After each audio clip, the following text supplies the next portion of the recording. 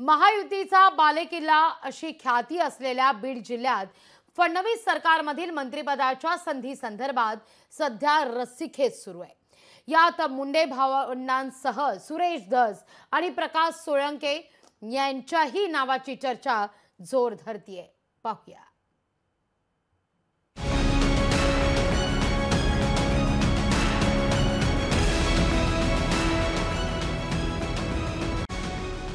महायुतीतील मातब्बर नेत्यांचा जिल्हा म्हणून बीडची ओळख आहे।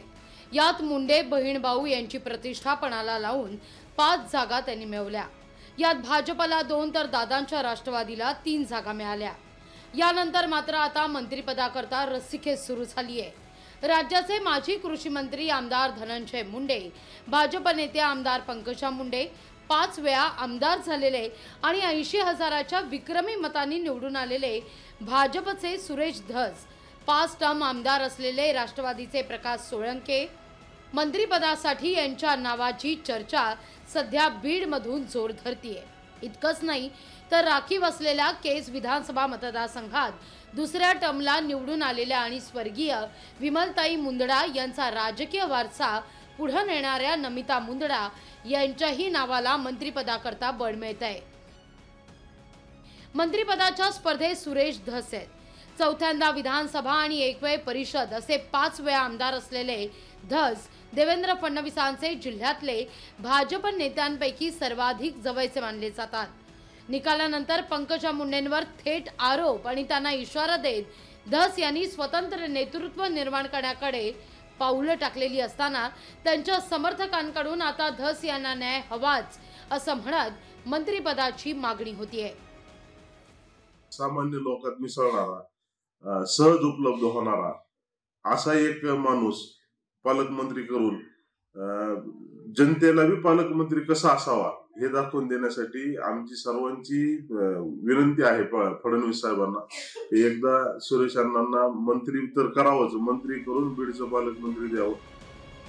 तर तिथं माजलगाव विधानसभा मतदारसंघातून प्रकाश सोळंके हे सलग दुसऱ्यांदा आमदार झाल्यानं सोळंके यांच्या समर्थकांकडून देखील सोळंके यांनाच मंत्रिपद दिलं जावं असा सूर आळवला जातोय।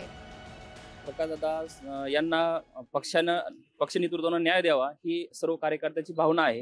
कारण प्रकाशदादा हे अभ्यासू नेतृत्व आहे आणि अजितदादांनाही शब्द गेल्या वेळेस दिला होता की यावेळेस ऍडजस्ट नाही झालं पण पुढच्या वेळेस तुम्हाला नक्की मंत्रिपद देऊ।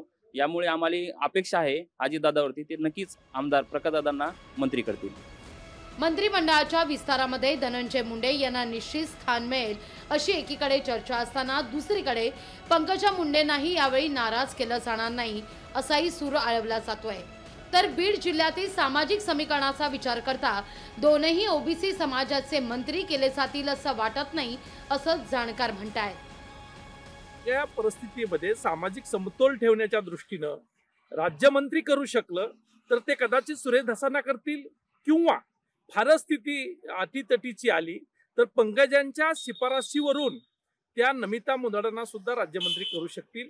त्याचं कारण असं आहे की नमिता मुंदडा या दलित आहेत आणि महिला आहेत आणि त्याच्यामुळे मला नाही वाटत की दोन्ही ओबीसीचे मंत्री या मंत्रिमंडळात होतील।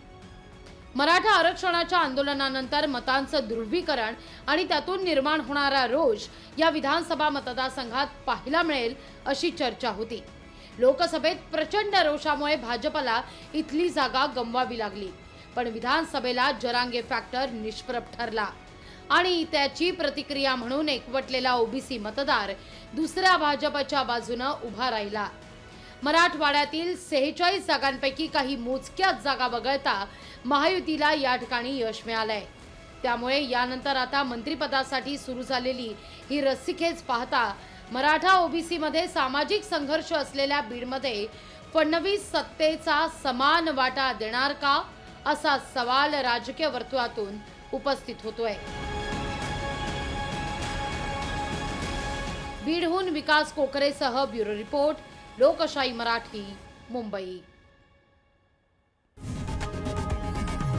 लोकशाही मराठी ऐका, पहा, जागरूक रहा।